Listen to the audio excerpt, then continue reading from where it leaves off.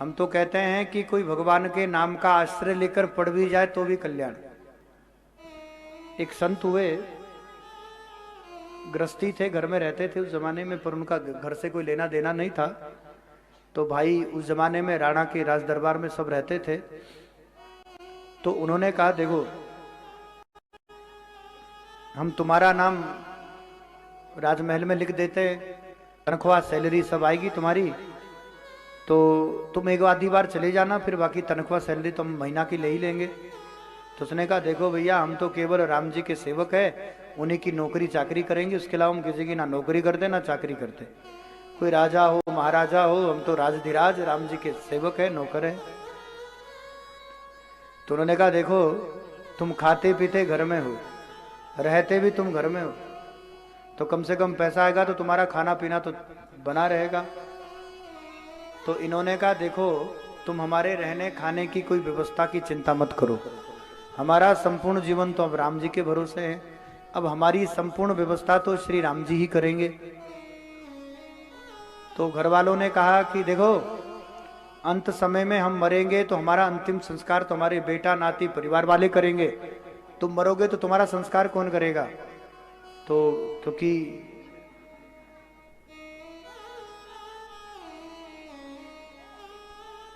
धर्म में जब आध्यात्मिक उन्नति होती है तो धर्म की 13 पत्नियों में धर्म की पत्नी है उन्नति। उन्नति से जो पुत्र है उनका नाम है दर्प। तो भगत जी के मन में दर्प आ गया। उन्होंने कहा तुम्हारा अंतिम संस्कार तो तुम्हारे घर वाले परिजन करेंगे, तुम हमारी चिंता छोड़ दो, हमारी अंतिम संस्कार राम जी करेंगे। इतना कहकर घर से लड़ झगड़ कर वो वन चले गए। जीवन भर भजन किया महाराज जी। भजन करने के बाद जब अंत में शरीर छूटा, तो अंतिम शरीर छूट गया, तो अब कौन संस्कार करे वन में। अचानक राम जी को याद आ गया, और जैसे ही राम अंतिम संस्कार के लिए गए,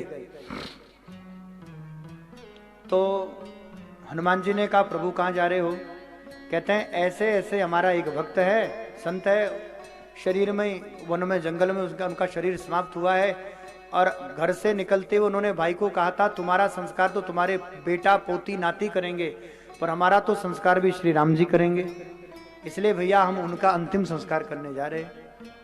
हनुमान जी ने कहा प्रभु देखो, गीत जटायु का अंतिम संस्कार आपने अपने हाथों से किया, और आप तो जानते हैं कि रामकाज करने के लिए मैं सदा आतुर रहता हूं। हमने आज तक आपसे कुछ मांगा नहीं। बहुत ध्यानपूर्वक सुनेगा इस बात को, और मैं बहुत सत्य घटना बता रहा हूं। हमने आज तक आपसे कुछ मांगा नहीं, लेकिन हमारे मन की इच्छा है ऐसे राम नाम का जप करने वाले, ऐसे भजनानंदी साधु का अंतिम संस्कार हम करेंगे। तो राम जी ने कहा कि हनुमान जी है, कुछ मांगा नहीं आज तक, पहली बार कुछ कह रहे हैं। तो उन्होंने कहा हनुमान जी से कहा बेटा तुम ही चले जाओ। तो साक्षात श्री हनुमान जी वन जंगल में जाकर के महाराज जी लकड़ी इकट्ठी करी, और उन साधु का अंतिम संस्कार अपने हाथों से किया। आपको जानकर हैरानी होगी, अंतिम संस्कार के बाद उन साधु के जलने के बाद उससे निकलने वाले धुएं से, जहां तक भी वो धुआं गया, उस संत के, क्योंकि जीवन भर तो भजन किया था, जीवन भर तो नाम जप किया था। हम नाम की महिमा बता रहे हैं, कितनी महिमा है नाम की। साधु का संस्कार हनुमान जी ने किया। नाम जप का प्रभाव ये पड़ा कि उन संत का शरीर दिव्य हो गया, और जलने के बाद जहां तक धुआं गया, जहां तक धुएं का स्पर्श किसी प्रेत शरीर में हुआ, तो भैया वहां के अगल बगल के कई किलोमीटर के भूत प्रेत भी मुक्त हो गए। अब आदमी की कौन कहे, यह है नाम जप की महिमा। साधु के धुएं का स्पर्श हुआ, चिता का धुआं जहां तक गया सब भूत प्रेत मुक्त हो गए। उनमें से एक प्रेत था बेचारा, कहीं इधर उधर, भूत प्रेत भी तो इधर उधर जाते हैं, कभी कभी कभी किसी को लग जाते हैं, कभी किसी को लग गए, तो इधर उधर गया था।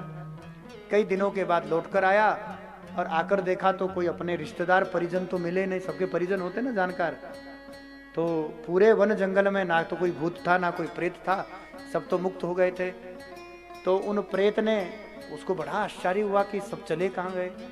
तब एक संत ने कहा, देखो तुम्हारे सारे रिश्तेदार परिवार के जन सब भूत प्रेत तो मुक्त हो गए। कैसे मुक्त हो गए? कह रहे वो जो संत रहते थे, राम नाम जप करते थे, भगवान का भजन करते थे, उनके शरीर के धुएं का स्पर्श पाकर मुक्त हो गए। अब तो बहुत समय हो गया। तो उन्होंने कहा, बाबा मैं तो बड़ा भागा हूं, यहाँ होता तो हम भी मुक्त हो जाते। उन संत ने कहा, घबराओ नहीं, तुम अब भी मुक्त हो जाओगे। कैसे? तो जहां पर अंतिम संस्कार हुआ है वहां पर ना तो कोई राख है ना विभूति है, केवल वो जगह है जहां संत का संस्कार हुआ है। तो बाबा ने लकड़ियां ली, उस स्थान पर आग जलाई, उसके धुएं से बचा हुआ एक प्रेत था, वो भी मुक्त हो गया। यह है भगवान के नाम की महिमा। क्योंकि ये तो इसी कलिकाल की घटना है भैया। कोई राम राम करें, कोई कृष्ण नाम का जप करे, कोई नमः शिवाय जपे, कोई भी भगवान का नाम का आश्रय लेकर कोई भजन में लग जाए, ऐसा व्यक्ति मरे, मरने के बाद उसकी चिता को आग लगाओ और उसके शरीर से निकले वाला धुआं वो भी प्रेत को मुक्त कर देता है। कहा तो मरने के बाद हम प्रेतादि योनि में भटकते हैं, और कहा नाम की इतनी महिमा है, ऐसे साधु का स्पर्श भी हो जाए, हम तो कहे संस्कार के बाद उनकी वो धुआं भी कहीं छू जाए। साक्षात श्री हनुमान जी ने, स्वयं हनुमान जी ने इनका संस्कार किया। छठे स्कंद में भगवान के नाम की महिमा है, और नाम की महिमा भला हनुमान जी से अधिक कौन जान सकता है। कलिकाल में हनुमान से उत्तम उदाहरण ना तो नाम की महिमा के लिए है, ना ज्ञानी भक्तों में भी ये ज्ञानी नाम अग्रगण्य है, 4 भक्तों में हनुमान जी श्रेष्ठ है। परम विरक्त है, परम ज्ञानी है, और महाराज जी सेवक धर्म कैसा होता है ये भी जानना हो तो श्री हनुमान जी से जानना चाहिए। इन्हें राम सेवा के अलावा दूसरा कोई काम भाता नहीं है, इनको तो बस राम काज मिल जाए, उसके अलावा इन्हें कोई आवश्यकता ही नहीं है। आप हमारे संत वाणी चैनल को सब्सक्राइब करें, वीडियो को लाइक करें, शेयर करें, और हाँ, बेल आइकन पर क्लिक करना बिल्कुल ना भूलें, ताकि हमारी किसी भी वीडियो की सूचना सबसे पहले आपको मिले।